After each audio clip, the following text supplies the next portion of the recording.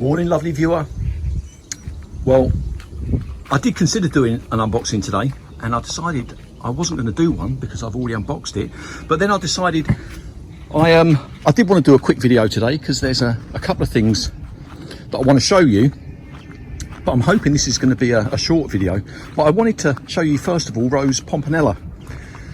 Now, even though we've got a fantastic morning this morning, we have had an awful lot of rain, particularly yesterday. We had a heavy downpour. Now this rose, I only planted it bare root this year. And as I said in my last video, it's really started to take off. But have a look at this.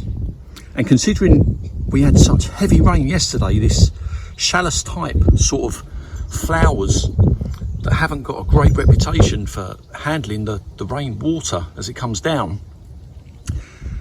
these have done fantastically well. All this week we've had a lot of rain, and these roses, they just seem to last forever. I'm super impressed with Rose Pomponella. It's Cordes rose, and you can see it here. We've had some hot days as well, you know, sort of bright sunshine, and it's done fantastically well. Now there is a support here, but that is because this rose, it was starting to grow outwards as opposed to up. So it's not so much that it's droopy, but this really has started to take off. Now I am going to move this rose. We've got a passion flower growing just over here, and that's where I'm going to plant it. At the moment it's potted, but the roots they're so strong, they've eaten down into the soil, and I can't actually move this pot. They've bitten down into the soil, and I'm going to have to get a fork and loosen that up to get it shifted. But super healthy, and the flowers they really are nice and very, very long lasting. Very, very pleased with this. A difficult rose to get hold of in the UK, but even when it was small, when I first got it, it was pumping out the buds. So I am super happy with Rose Pomponella. I have to say, here's Sweet Honey. This is the hangover from the second flush still, believe it or not. It's still only the second flush, but there's some more buds there. But let's have a look at this, because this is what I wanted to talk about. Now this new rose that I've got, it is a rose that I wanted to replace in terms of location. I had Rose Elizabeth growing. In fact, I had two. Now when I first bought Rose Elizabeth, I bought two of them. I put them in full sun, and both of them done fantastically well. They really did do well, shooting up, heavy growth, lots of flowers. But I moved both of them into a shadier position, and the moment I moved them into the shadier position, I said in an early video, the handbrake, it kind of was very firmly applied. And I've since moved both of them back into that full sun position, and the growth, it has come back, which says to me that it was in too shadier position.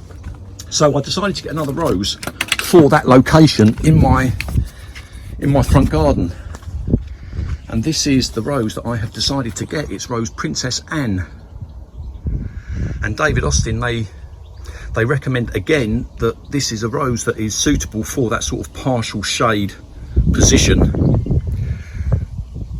It's recommended best for flowering and best for health, but they also recommend that it is suitable for that sort of partial shade position. But I decided to try and verify that information with regards to sunlight hours on another source, and I decided to look at the Royal Horticultural Society website. Now the Royal Horticultural Society, they're not a corporation or a company. They are the country's largest gardening charity, been going hundreds of years, very good reputation. And they agreed that the Princess Anne was a rose that could be suitable for partial shade. Now I did see a couple of differences, or in fact I saw many differences between what David Austin were recommending as suitable to be grown in partial shade and what the Royal Horticultural Society, the RHS, what they were saying was suitable for partial shade. Now, I think everyone agrees that 6 hours minimum direct sunlight is the benchmark that they set in terms of, you know, a rose growing, what a rose needs.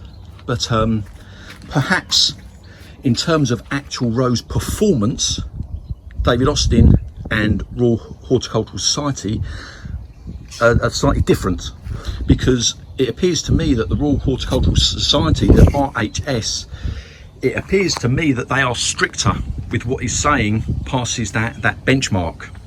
What they say is acceptable. If everyone, for instance, agrees 6 hours is the minimum, but in terms of what performance, and David Austin are recommending that there are several roses that are suitable for partial shade that the RHS are saying need full sunlight.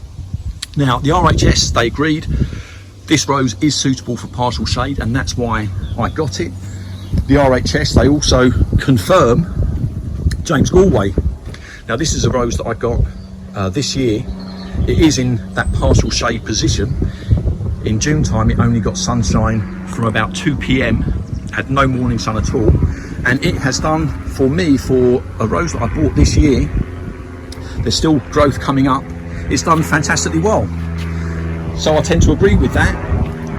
Set to Dial is another rose that they say is suitable for partial shade, and this gets no morning sun at all, and it's still doing very well. And Gertrude, you know, everyone's in agreement that these roses, they do perform in partial shade. This is going to be its fourth flush coming up here, believe it or not.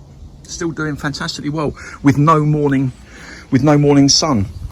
But there are several roses on the David Austin website that the Royal Horticultural Society say needs full sun, that David Austin say you can grow in partial shade. So that's the discrepancy.